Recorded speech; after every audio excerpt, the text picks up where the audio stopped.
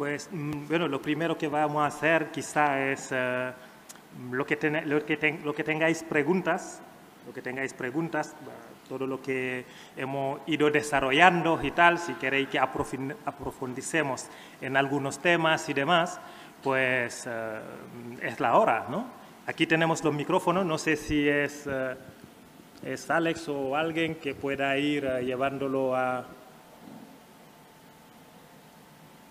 Pero también antes de decir, yo simpatizo mucho con Salman porque a mí me tocó la regularización con el PP. O sea, a mí me regularizó el señor Aznar. Es que por eso cuando veo que la ILP que estamos promoviendo, están poniendo tantas pegas, precisamente no es el PP que está en el gobierno. Entonces, cuando veo que están poniendo tantas pegas, me revuelve el estómago, porque es que estamos hablando de dignificar a las personas, ni más ni menos. Si el señor Aznar me ha regularizado, hombre, algo pueden hacer esa gente, pienso que algo pueden hacer, pero si no lo hacen con la ILP, vamos a estar ahí dándole, como bien lo decía Jorge, vamos a estar ahí persistiendo hasta que podamos dignificar, porque siempre hago el paralelismo entre regularizar y dignificar, porque al final y al cabo de eso se trata. Así que, pues, si tenéis alguna pregunta, estáis aquí nuestros amigos dispuestos, está aquí Gonzalo, y a dialogar, a debatir. Como ya tenemos un tiempocillo, yo creo que podemos ir profundizando. Tenemos la primera. Daniel. Hola, gracias. Mi nombre es Daniel, vengo de Tarragona. Tengo una pregunta para Gonzalo. Bueno, primero, gracias por la iniciativa, por supuesto. Creo que gracias de parte de todos. Como ha dicho Agustín, la información que nos habéis proporcionado nos va a servir para ir a las calles y patearnos las calles y recoger firmas. Pero una cosa que seguro vamos a tener que escuchar es que nos van a decir, ya hay 3 millones de desempleados aquí, ¿cómo va a venir más gente? Entonces, yo quería preguntarte si en todo ese estudio que habéis hecho habéis mirado en las 6 regularizaciones que ya se han dado, como si eso ha influido de alguna manera en la curva de tasa de empleo en el país, para que podamos responder a eso. Gracias. Gracias, Dani. Bueno, gracias. Vamos a ver. La mayor parte de la gente que se encuentra en situación irregular está trabajando en la economía sumergida. Es decir, que en cierto modo, este es un ejercicio desde el punto de vista económico de hacer aflorar un empleo que en este momento está escondido y que eso cae sobre las espaldas de los propios trabajadores porque vulnera sus derechos, cae sobre las espaldas de los trabajadores que se ven obligados a sufrir una competencia desleal por parte de otros trabajadores que están cobrando menos y en circunstancias más complicadas y afecta al conjunto de la sociedad por las razones que explicaba antes, ¿no? Yo sé que este es un argumento un poco complicado desde el punto de vista económico, pero ni siquiera en circunstancias con altos niveles de desempleo como los que tiene España, aunque en términos relativos estamos mejor de lo que estábamos hace algún tiempo, pero en comparación con otros países europeos, ni siquiera en esas circunstancias se produce una competencia entre este tipo de trabajadores. Una de las cosas que vamos a tener que argumentar muy bien es cómo la población inmigrante y la población inmigrante en situación irregular, en situación administrativa irregular, ocupa empleos que no quiere ocupar nadie más en nuestro país. Como, por ejemplo, la economía de los cuidados. Hay muchísimas mujeres que están trabajando en los hogares y en donde mi compañera Lula siempre repite una cosa que a mí me gusta mucho y es que ponemos lo más importante que tenemos en nuestros hijos, las personas mayores, nuestros hogares, en manos de personas que de facto viven en una situación de apartheid de nuestro país.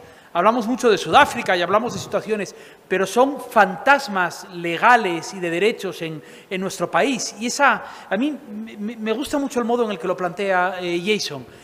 Son sujetos de derecho, también de derecho político, a los que se les niega cualquier capacidad de participar en las sociedades a las que contribuyen, ¿no?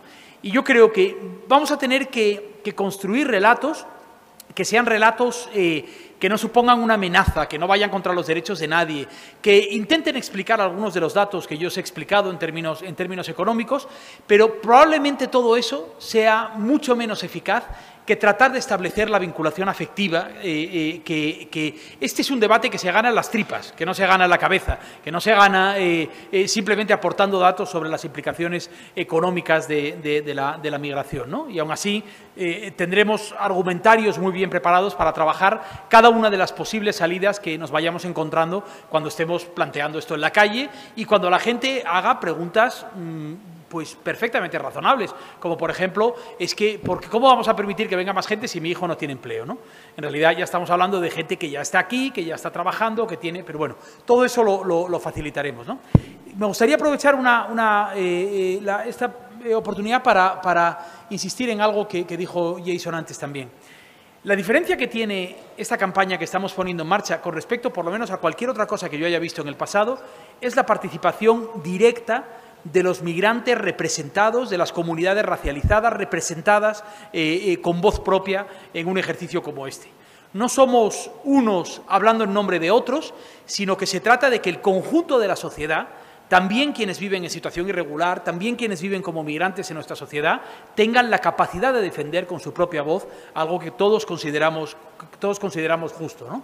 Y yo creo que todos tenemos derecho a defender esto, todos tenemos una voz aquí, pero es absolutamente fundamental que Regularización Ya tenga un papel importante, que muchas otras organizaciones donde hay una representación de inmigrantes tengan un papel importante. España es un país muy atrasado en ese sentido, con respecto a Estados Unidos, a Francia, a otros países. No hay voces migrantes reconocibles, fuertes en nuestra sociedad, o no hay suficientes voces migrantes reconocibles, y esto es algo que tiene que cambiar, porque esa agencia política de la que estábamos hablando antes es el elemento determinante para que cambie no solo esta situación de la irregularidad, sino el conjunto del sistema, del que es lo que aspiramos a cambiar.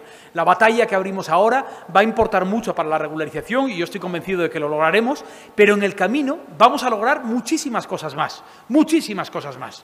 Por eso tiene tanta importancia el proceso en sí mismo, no solo sus resultados, ¿no? Y yo creo que en este trabajo ya esta experiencia empieza a dar unos frutos que yo creo que tienen una importancia enorme, pero yo creo que a lo largo de estos meses vamos a ver cómo de este proceso, de esta ILP, sale un movimiento social reforzado para transformar este modelo migratorio roto por completo, ¿no?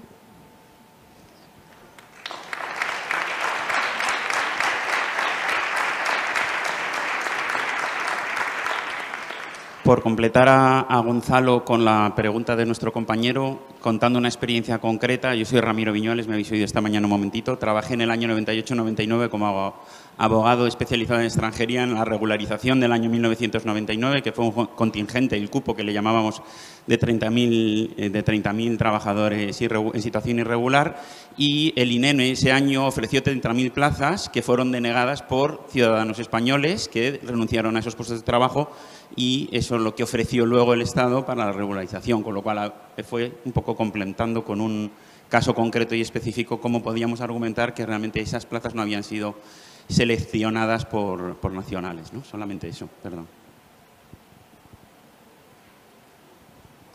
Adelante, ahí adelante. Hola, soy Gastón González y vivo en Madrid, y la pregunta para cualquiera de ustedes es ¿cómo se puede incorporar también el fenómeno que se vivió en España hace unos 10 años, más o menos, de la emigración de muchos jóvenes fuera? Porque también el puente de la empatía es, esto nos pasa a todos, en algún minuto los flujos van y vienen en la historia. ¿Cómo se puede también hacer a ellos agentes de este proceso? Porque claro, muchos de ellos vivieron en situaciones regulares y su vida fue un poco mejor gracias a eso. ¿Cómo lo ven?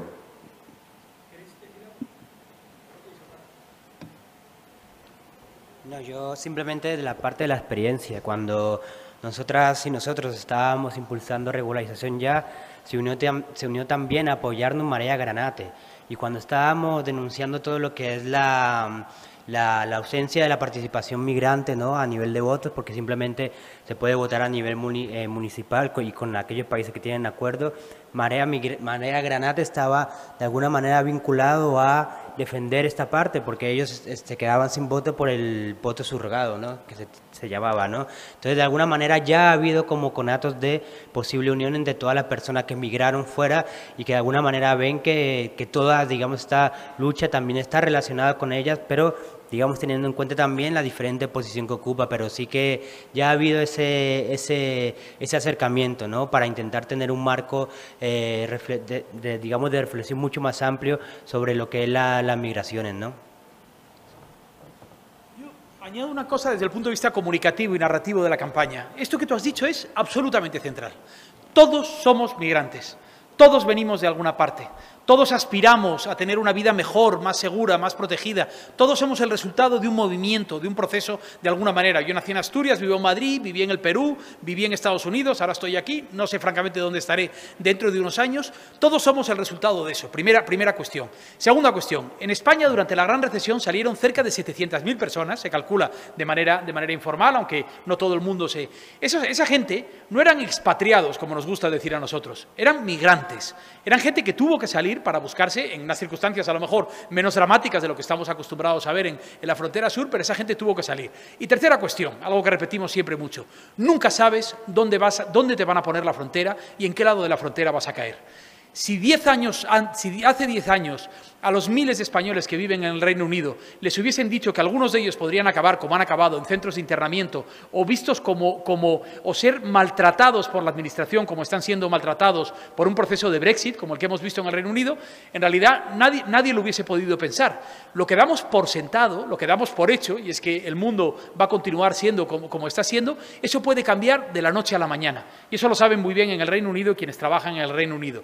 Y lo que está ocurriendo en Europa es una peste nacional populista que se está extendiendo por todos los países, que puede cambiar nuestros países como los conocemos, ¿no? Por eso no hay que tener miedo a Vox, no hay que tener miedo a este tipo de partidos. Hay que salir y no hay que hacer, como yo creo en mi opinión, y perdonadme que dé mi opinión aquí, como está haciendo el Partido Socialista, que es arrinconarse y no salir con una propuesta alternativa que nos permita no discutir por qué la Tierra no es plana con gente como Vox, sino salir a la calle a plantear un modelo que es diferente de la sociedad que queremos. Por eso yo creo que ese argumento que tú has mencionado es absolutamente central en esta campaña y es un ejercicio de empatía fundamental. La gente tiene que pensar en este asunto cuando piense en sus hijos y en la posibilidad de que se vayan a trabajar fuera de España, que eso es algo que ocurre cada vez de manera más habitual, ¿no?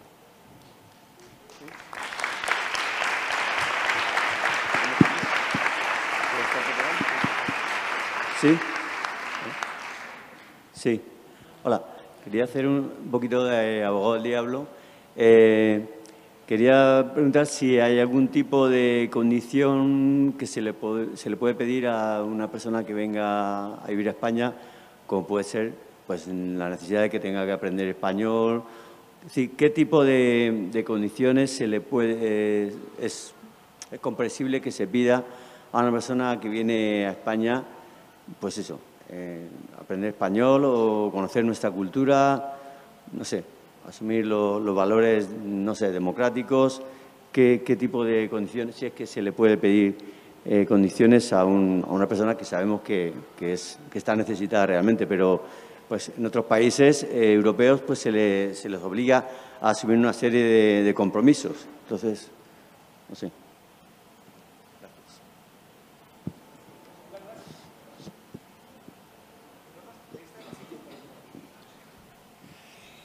Ahí sí que nos gustaría aclarar una cosa. En esta iniciativa tiene su gran potencial porque realmente podemos cambiar la situación en la que viven 500.000 personas, pero tiene una enorme limitación. Esta iniciativa legislativa popular de regulación extraordinaria no toca en absoluto nada sistémico. Es decir, solo cambia la situación de las personas que hoy están en esa situación. A partir de cuando se apruebe la regularización extraordinaria, las nuevas personas que lleguen y migren seguirán viviendo el mismo infierno que ha vivido Salman. Por tanto, esta iniciativa legislativa popular no entra a modificar nada de las condiciones que se exigen a las personas para tener el permiso de trabajo y el permiso de residencia. Simplemente es como una acción puntual en este momento de las 500.000 personas que el sistema ha dejado en exclusión. Y entonces, como si fuera una medida de gracia para esas 500.000 que pasan a entrar en el sistema. Pero todo el flujo que viene a partir de ese momento, todo el flujo de migración que viene a partir de ese momento, sigue viviendo el mismo infierno porque no podemos modificar la ley orgánica. La iniciativa legislativa popular no tiene esa competencia, es de rango de ley, no es de rango de ley orgánica y no podemos tocar nada de eso. Y es la ley orgánica la que está poniendo todos esos condicionantes. Habría mucho que hablar sobre cómo son esos condicionantes, pero simplemente por ubicar que nuestra iniciativa no entra ahí. Simplemente dice este colectivo de 500.000 personas que están en esta situación, vamos a cambiarla, ¿no? No sé si queréis añadir alguna cosa. Buenas tardes, mi nombre es Heriberto. Soy maestro en un centro de menores extranjeros no acompañados. Apenas llevo un par de meses y estoy aprendiendo. Y haber escuchado a Salman me ha traído muchos recuerdos de estos 2 meses que llevo de chavales que han ido pasando por el centro de acogida. Ha sido muy emotivo escucharle y yo tengo la suerte de escuchar cada día a los chavales que vienen al centro de acogida. Y estoy dentro de un proyecto maravilloso de integración social en el cual en el centro de primera acogida están un periodo, una media de 2 meses, donde, contestando a una de las personas que ha preguntado, se desarrolla un proyecto de integración, ¿no? Un proyecto en el que, además de enseñar español, enseñamos un poco la cultura del país, donde bueno, desarrollamos ese proyecto de cara a integrarles. Una de las cosas que me ha motivado a estar aquí presente, a firmar la iniciativa legislativa, es que, lógicamente, de cara a la profesión, no ya solo la que ejerzo yo de maestro, sino la que veo en mis compañeros, trabajadores sociales, educadores sociales, es que ayudaría mucho a la gestión que muchas veces se genera en un centro de menores. Cuando tenemos un chaval que está a punto de cumplir 18 años y no sabemos y nos desvivimos por buscarle una salida, ¿no? Porque muchas veces vemos que va a cumplir 18 y va a la calle. Entonces, el hecho de saber que, vale, va a ir a la calle, pero va a poder buscarse la vida porque va a poder trabajar, es lo que a nosotros nos da mucho alivio. Entonces, aquí venía mi pregunta. No sé si el desarrollo de esta iniciativa legislativa popular va a ser posible o va a poder abrir la posibilidad de que se genere algo que también ayuda mucho a las asociaciones y fundaciones que tienen proyectos como el en el que estoy yo, ¿no? Que es el hecho de recursos y formación.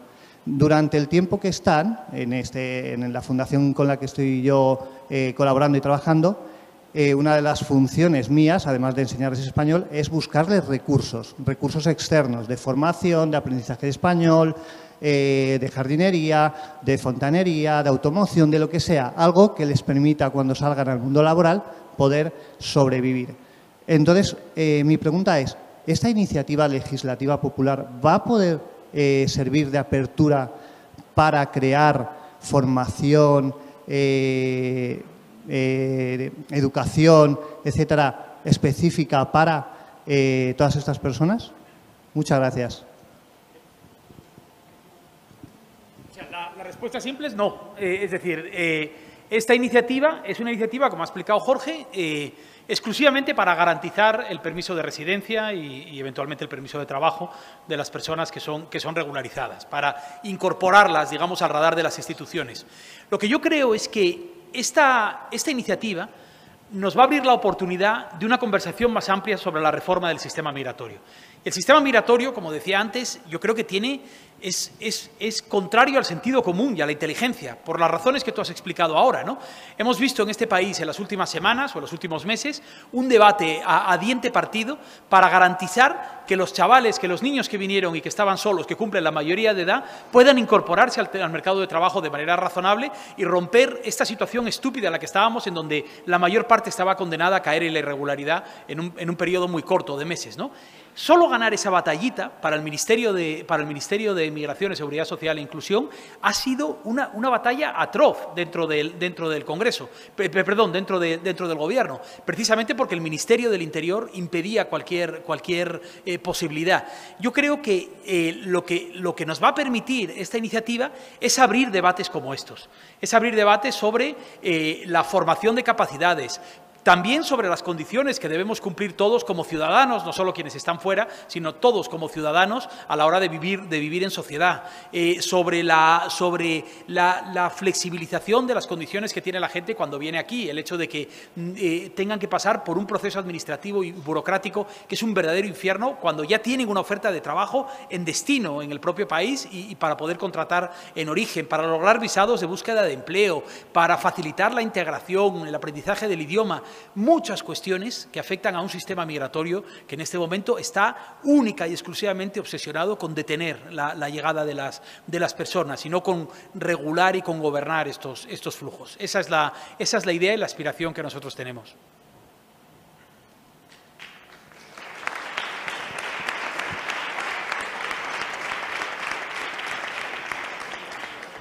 Pues muchísimas gracias. Hola, buenas tardes. Perdón. Bueno, la última pregunta, porque vamos un poco justito de tiempo. Bueno, dos. Me están diciendo por ahí dos. A ver, vamos a ser justos. Tenía 3 comprometidas, ¿vale? No me gusta quedar mal con nadie. En todo caso, luego te toca, así que pues mientras te vas acercando. Vale, bueno, lo primero, muchísimas gracias por compartir vuestro conocimiento y experiencias. Vuestras historias creo que son muy necesarias, todo lo que habéis contado. Si no, no hay forma de hacer el mundo más justo, ¿no? Entonces, eso en primer lugar, incluso por hacernos parte. O invitarnos por lo menos a ser parte. Y lo segundo es un comentario sobre la primera pregunta, que precisamente de los últimos galardonados con el Premio Nobel de Economía, uno de sus trabajos ha sido sobre el efecto de la inmigración en el mercado laboral y viene a decir que el impacto es prácticamente nulo, o sea, que no afecta en los salarios, por si pudieras ayudar. Eso, muchísimas gracias.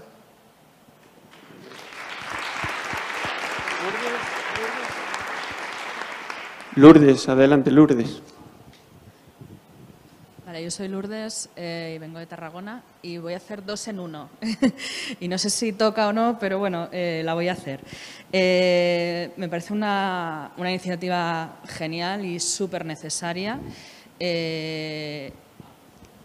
Pero, bueno, vamos a soñar, ¿no? Y porque estamos seguros de que lo vamos a conseguir y se va a poder regularizar a todas las personas que están en situación irregular hasta el momento en el que se ha presentado, es decir, ahora, ¿no? Pero luego, ¿qué va a pasar? Porque la ley sigue en las mismas condiciones y toda la gente que vaya a llegar a partir de este momento, ¿no?, que hemos hecho esta iniciativa, va a seguir en situación irregular. ¿Hay alguna previsión de hacer alguna cosa más después? Y juntamente con eso, ¿no?, yo creo que se debería de trabajar, o al menos esa es mi opinión, para que se diferencie bien entre lo que es una ley de extranjería que puede regular las entradas al país, ¿no?, con una ley de inmigración que tiene que regularizar la constitución de ciudadanía y dar vida, voz y contenido, ¿no?, a esa vida, ¿no?, como decía Salman antes, de las personas migrantes en este país. Y si creéis que eso tiene que ir por ahí, como pienso yo, o por otro lado.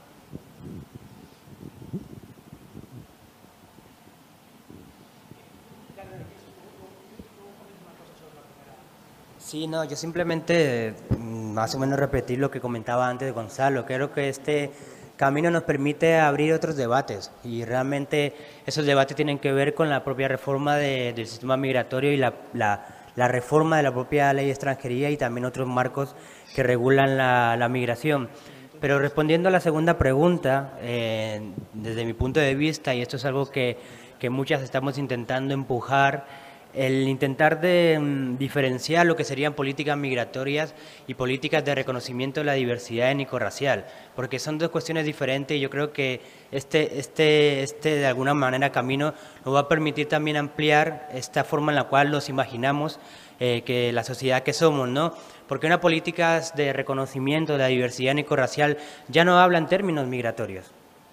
O sea, en mi caso personal, yo vine aquí con 9 años y me he criado en esta ciudad y ya tengo 29 años. He pasado más tiempo aquí en Madrid que en Colombia, que fue el país donde nací. Por tanto, ya el marco de las migraciones no entra para hablar de mi situación y hablar de todas las mal llamadas, como se suele llamar, segundas, terceras generaciones que vivimos aquí, que hemos crecido aquí o que hemos nacido aquí. Entonces, por tanto, yo creo que este mismo marco, digamos, que se va a implementar con esta iniciativa legislativa popular, tiene que abrir la conversación para una ley específica contra el racismo, que en España no hay una ley específica contra el racismo, y más políticas de reconocimiento de la diversidad étnico-racial, porque en nuestro país, España es un país que históricamente ha sido diverso, sin embargo se ha ocultado esa parte de la historia. Las personas negras, las personas afro, no simplemente hemos venido con los procesos migratorios. En España hay muchos referentes históricos dentro de la historia de España que son negros, pero sin embargo esa parte no se ha visibilizado y por tanto también tenemos que buscar ampliar ese marco para de alguna manera mirar o intentar que nuestra sociedad mire de otras formas a todo lo que son los procesos migratorios. Entonces, digamos, contestándote un poco en esta segunda pregunta, para mí y para muchas personas del movimiento antirracista, un marco a explorar es intentar que haya esa diferenciación entre políticas migratorias y políticas de reconocimiento de la diversidad étnico-racial para de alguna manera intentar imaginarnos de otra manera.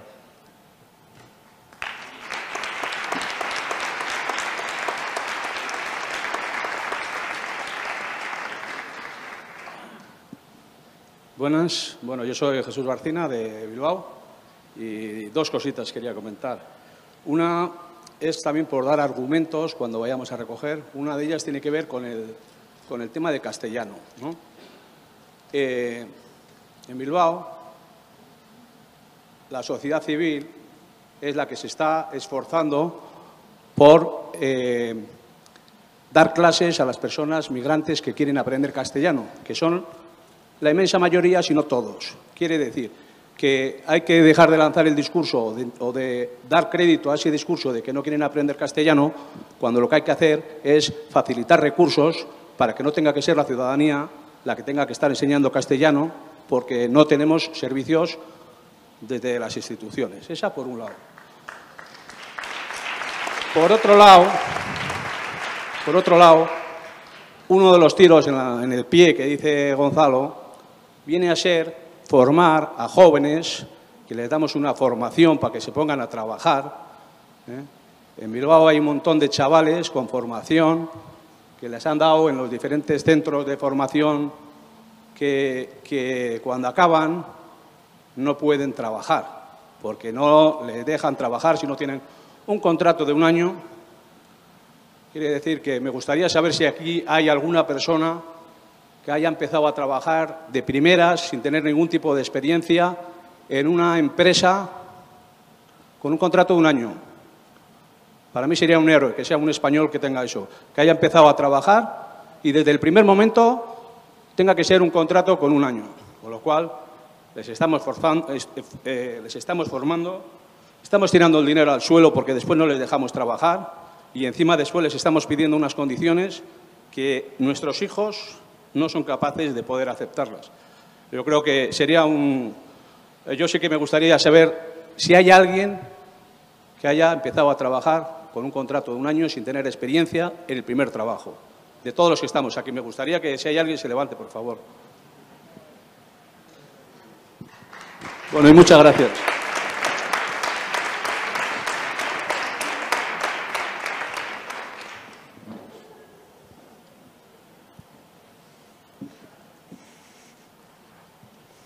Hola, buenas tardes. Soy Ibrahim Traoré, con residencia en Toledo actualmente.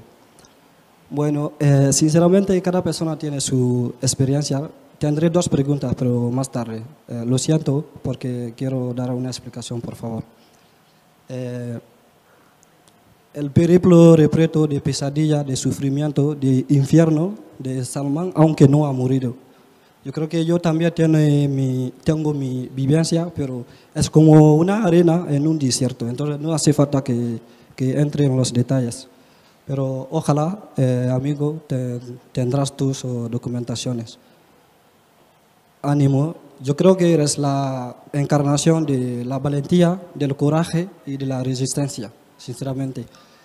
Bueno, la primera pregunta respecto al partido político, porque yo estoy afiliado hace casi un año y pico.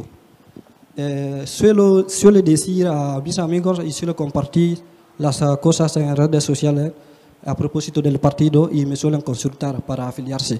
Pero cada vez que les comente el partido político, me preguntan que si ya tengo la nacionalidad. Les suelo decir que no, que todavía no he conseguido la nacionalidad. Entonces, para ellos hay una incongruencia, que no tenga la nacionalidad y que esté afiliado a un partido político como este partido, que hay algo de estafa. ¿Me explico? Yo creo que una vez pregunté a Jesús y también a Jorge para que hablara con mis amigos, tanto los nativos como los extranjeros. Entonces, si alguien de vosotros de la responsabilidad podría dar más detalles para que oigan por si hay alguien que está viendo, para que sepa de lo que se trata y cómo he tenido la oportunidad para afiliarme. Hay tantas personas, mis amigos, más de 50 personas desde el año pasado hasta este año, y quería venir con una compañera, pero desgraciadamente está enferma. Pero me gustaría que des un detalle más detenidamente para que entienda. En segundo lugar, la segunda pregunta está, bueno, el tema de la documentación, sinceramente, es como un callejón que no tiene salida, hay que decir la verdad. Vas a conseguir la documentación. Yo tengo mi experiencia hace casi un año, un mes y pico, que acabó de salir mi residencia un año por arraigo social. Yo sé cómo conseguí. Hay muchas cosas, no hace falta que entre en los detalles, porque mi amigo tiene una historia muy grande, sinceramente. Bueno, lo que quería decir más allá del tema de la documentación, por ejemplo, no hace falta que entre en ese detalle, pero para que entendáis lo que vivimos las personas que vienen aquí como inmigrantes, más allá de la documentación. Por ejemplo, en mi caso, yo salí de mi país a pesar de los pesares, es decir, que no quería salir de mi país, porque ya tengo las licenciaturas en Ciencias Políticas y Relaciones Internacionales. Quería hacer el máster en mi país. Por el problema, no me quedaba más remedios. Tuve que salir de ahí para no correr un riesgo. Entonces, estoy aquí. Más allá de salvar mi vida, me gustaría seguir con mis sueños, porque tengo una ambición que es mayor que yo mismo. Y para eso he de estudiar, he de continuar con los estudios. Desde que llegué aquí en 2018 hasta este año, hace 3 años y pico, intenté por 1000 maneras legales para poder homologar o convalidar o tener acceso a la universidad.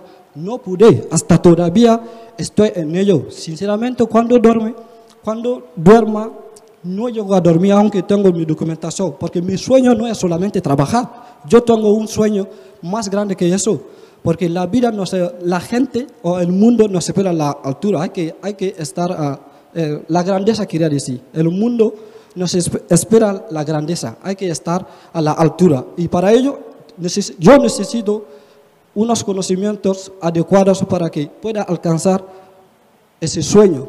Pero tenemos que estudiar.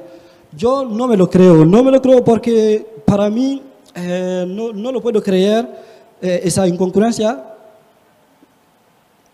respecto a la universalidad de la ciencia. Antes me dijeron que, por ejemplo, el año que intenté homologar mis títulos, me dijeron que al menos como yo provengo de un país que no habla español, hablamos francés, me dijeron que al menos que tuviera B1 en DL. Ahora yo tengo C1 en castellano, pero hasta todavía no me dan. El año pasado intenté hacer, no pude. Entonces me dijeron que hiciera la prueba para acceso a la universidad. Hice, no me dejaron, porque ya tengo la licenciatura. Ni siquiera puedo homologar, ni convalidar, ni hacer la prueba para mayores de 25 años, porque ya tengo. Entonces no sé qué hacer. Esa parte no tiene nada que ver con eso, pero para que entendáis que hay miles de personas aquí que tienen diplomas, pero no pueden tener acceso. Entonces, de manera tácitamente es decir que yo trabajo, por ejemplo, en un campo. Bueno, no es un trabajo despreciable, pero sinceramente una persona que ha estudiado 17 años, sinceramente que vaya a volver a trabajar en un campo, sinceramente es un fracaso, es lastimable. Yo no me esperaba de eso y yo creía siempre en los derechos humanos, sobre todo el derecho a la educación y sobre todo que la ciencia es universal. Si he estudiado en mi país en francés, ahora aunque no he dominado todavía el español, pero sinceramente yo puedo moverme en español, estoy hablando en castellano. Y sinceramente me gustaría decir a todo el mundo, al partido político del mundo, que me sentí integrado en España el día que me llamaron para formar parte de este partido político por un mundo. Se me cae la baba a hablar el español y este partido político es mi familia. Muchas gracias.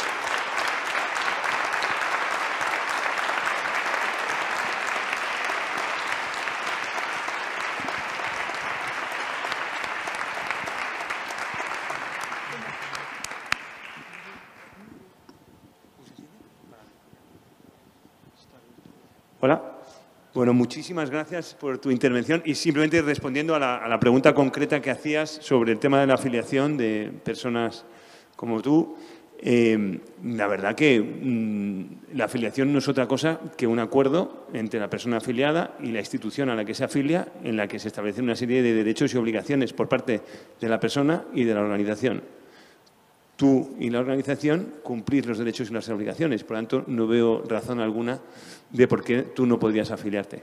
Pero si alguien viniera con una ley, real decreto, ley orgánica, porque hoy hemos aprendido muchísimo, ley orgánica, constitución o lo que haga falta, que dijera que vosotros y vosotras no podéis formar parte como afiliadas del Partido por un Mundo Más Justo, pues nos inventaremos algo. Pero vosotros sois miembros del Partido por un Mundo Más Justo.